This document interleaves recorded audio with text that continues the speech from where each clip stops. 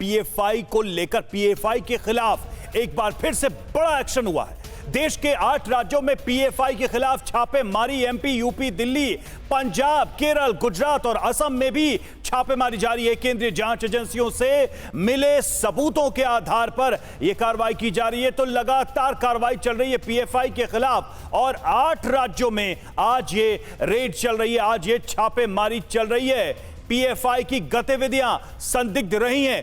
PFI को लेकर कई सारे तथ्य सामने आए हैं और कई प्रमाण सामने आए हैं, जिसके बाद ये एक तरीके से सीरीज चल रही है कार्रवाई की। इसके पहले भी हमने देखा एक साथ पूरे देश में पीएफआई के ठिकानों पर छापेमारी की गई। 8 राज्यों में इस वक्त ये छापेमारी की कार्रवाई आज चल रही है। हम आपको बता दें कि ये 8 राज्य कौन कौन से हैं, तो इसमें मध्य प्रदेश शामिल है, उत्तर प्रदेश है, केरल जैसा राज्य भी है। ये तमाम राज्य जहां पर यह छापेमारी की गई है। और देखिए कर्नाटक, असम में राज्य पुलिस ने गिरफ्तारियां की हैं।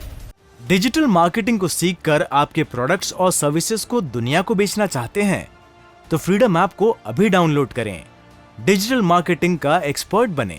पीएफआई को लेकर देखिए गिरफ्तारी भी हुई। कर्नाटक के कोलार में पीएफआई के 6 सदस्य गिरफ्तार किए गए हैं। पीएफआई के 3 सदस्य मध्य प्रदेश में भी गिरफ्तार हुए हैं। इंदौर में पीएफआई से जुड़े ठिकानों पर छापेमारी हुई। असम में पीएफआई के 4 सदस्य गिरफ्तार किए गए हैं। तो गिरफ्तारियां भी चल रही हैं और लगातार पीएफआई के ठिकानों पर छापेमारी भी जारी है। जितेंद्र शर्मा हमारे साथ इस वक्त जुड़े। जितेंद्र, 8 राज्यों में छापेमारी और साथ ही गिरफ्तारी, आज किस जानकारी के आधार पर यह एक्शन लिया जा रहा है? क्योंकि पिछली बार जो गिरफ्तारियां हुई थी उससे यह दावा किया गया कि बड़े ही ठोस और अहम जानकारियां, सबूत सामने आए हैं। जी बिल्कुल, देखिए जब पिछली बार रेड की गई थी एनआईए और ईडी की जॉइंट ऑपरेशन था, वो रेड जो थी वो 93 लोकेशंस पर थी। देश भर में रेड की गई थी और इसके अलावा 106 पीएफआई के लीडर्स उसमें गिरफ्तार हुए थे।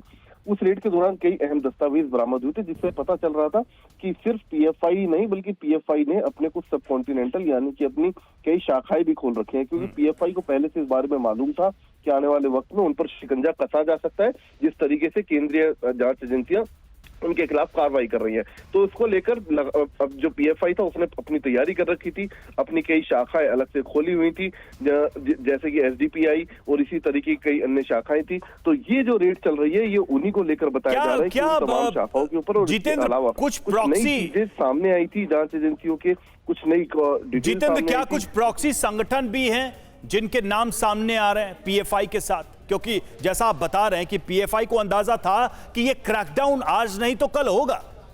ये जी जितेंद्र, क्या सुन पा रहे हैं आप? जी जितेंद्र, कुछ प्रॉक्सी संगठनों के नाम भी सामने आए हैं क्या? क्योंकि पीएफआई को तो अंदाजा था कि ये कार्रवाई होने वाली है आज नहीं तो कल। जी बिल्कुल, देखिए तकरीबन 6 के करीब ऐसे प्रॉक्सी संगठन हैं जो कि पीएफआई के द्वारा ही खोले गए थे। जैसे कि मैंने भी आपको बताया, पीएफआई को पहले से इस बारे में मालूम था कि आने वाले वक्त में पीएफआई के ऊपर शिकंजा कसा जा सकता है।